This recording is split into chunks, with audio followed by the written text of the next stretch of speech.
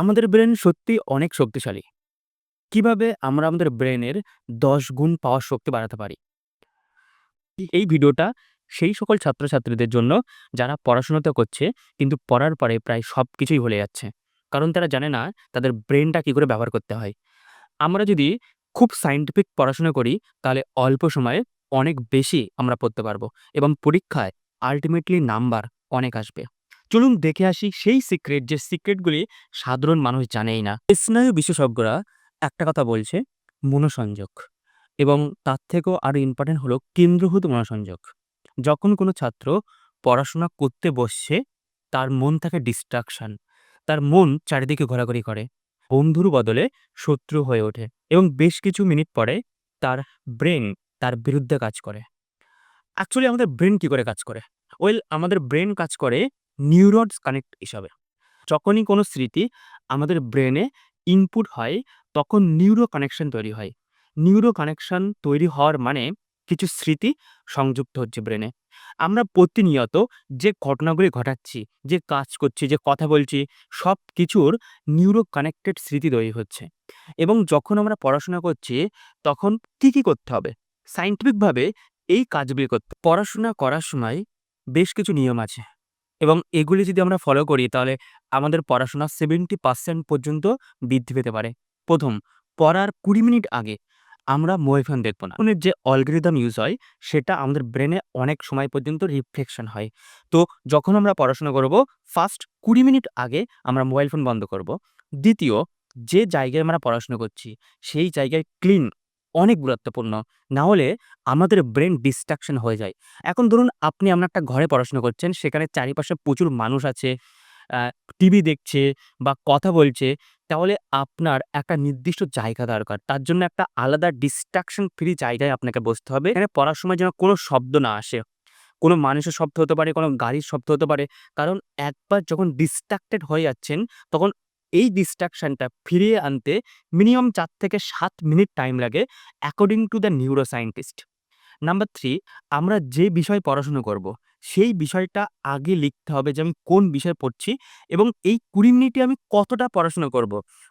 একটা জিনিস আমি অনেক সময় দেখেছি ছাত্রদের সাথে কথা বলে, তারা তো পড়াশোনা করছে, কিন্তু তারা কতক্ষণ পড়াশোনা করবে, কি সাবজেক্ট পড়ছে তার কোনো ধারণাই নেই। তো কি হয়, তারা বেশ কিছুক্ষণ পরে ডিস্ট্রাক্টিভ হয়ে যাচ্ছে এবং বাইরে চলে যাচ্ছে।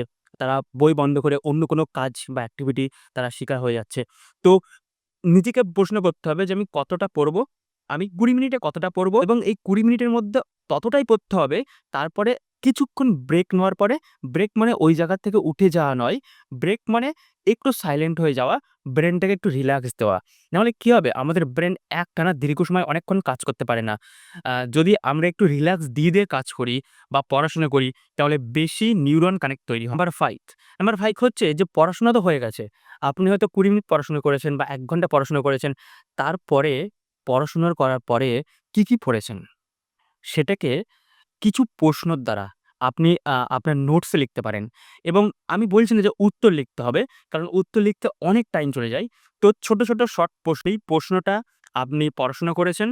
পড়াশোনা করার পরে ধরুন আপনি ২০ মিনিট পড়াশোনা করেছেন বা ১ ঘন্টা পড়াশোনা করেছেন। তো সেই পড়াশোনা আপনি কি পড়েছেন? আপনি বেশ কিছু প্রশ্ন লিখবেন। যে, যে প্রশ্নগুলি খুব ইম্পোর্টেন্স পরীক্ষায় আসতে পারে বা আপনি যে সাবজেক্টে পড়েছেন সেই সাবজেক্ট নিয়ে প্রশ্ন লিখুন। পরবর্তী বেশ কিছু ঘন্টা পরে ৩ ঘন্টা, ৬ ঘন্টা, ৯ ঘন্টা এরম করে সিকোয়েন্স আছে। যদি আপনি ৩ দিন কেবল সেই প্রশ্নগুলো দেখেন, তাহলে obviously আপনি কি পড়েছেন সেগুলো আপনার ব্রেন স্টোর হয়ে থাকবে। কারণ যদি আমরা রিকলিং করি, সিস্টেমেটিক ভাবে যদি আমরা রিভিশনগুলি আসলে দীর্ঘমেয়াদী মনে থাকে এবং স্পেশালি যদি আপনি বেটার পড়াশোনা করতে চান, বেটার নাম্বার পেতে চান, তাহলে কি করতে হবে? কিছু ট্রেনিং আছে। আমাদের ব্রেন কোন এনার্জি ফ্যাক্টরে কাজ করে, কিভাবে কাজ করে সেটা আমি সিস্টেমেটিকভাবে গাইডেন্স দিই ছাত্রদেরকে এবং সেই অনুযায়ী তারা পড়াশোনা করে। সত্যি কথা বলতে গেলে ২ টো ছাত্র আছে। একটা ছাত্র সে খুব সাধারণ, সে ৮ ঘন্টা সারাদিন ধরে পড়ছে। আরেকটা ছাত্র আছে, সে প্রপার সায়েন্স জানে। কিভাবে পড়তে হবে, কিভাবে ব্রেন কাজ করে। সে সেই পড়াটা ১ ঘন্টাতে করতে পারে। তো তার জন্য কি করতে হবে? তার জন্য কিছু ট্রেনিং আছে এবং আমি স্পেশালি সেই ট্রেনিংগুলি ছাত্রদেরকে দিই। যদি মনে হয় যে আমি পড়াশোনা করতে পারি না, আমার মনে থাকে না, আমি অনেক পড়ি কিন্তু পরীক্ষাতে বেশি নাম্বার আসে না, আমার সাথে কনট্যাক্ট করতে হবে। আমার সাথে কনট্যাক্ট করার জন্য কমেন্ট সেকশনে গিয়ে লিখতে পারো, প্লিজ হেল্প মি, বা আমার সাথে কথা বলার জন্য আমাকে মেসেজ করতে পারো, ডিএম করতে পারো।